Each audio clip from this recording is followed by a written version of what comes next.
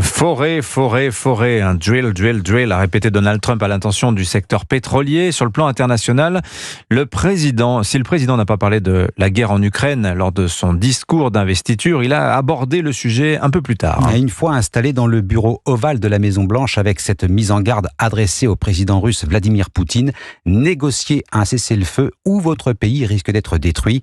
L'Ukraine, mais aussi le Groenland, possession danoise revendiquée par les Américains, Emmanuel Macron en a parlé lui aussi un peu plus tôt dans la journée lors de ses vœux aux armées.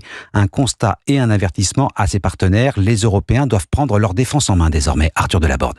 Sans jamais le citer, Emmanuel Macron envoie des messages à Donald Trump sur la guerre en Ukraine d'abord, que le président américain a promis de régler en 24 heures. Ne nous leurrons pas. Ce conflit ne se terminera pas demain ni après-demain. Il ne peut pas y avoir de paix et de sécurité en Europe sans les Européens et sans qu'elle ne soit négociée par les Européens. Emmanuel Macron défend une nouvelle fois l'Europe de la défense et demande à l'armée française, qui selon ses mots est la plus efficace du continent, de porter à l'OTAN une voix européenne.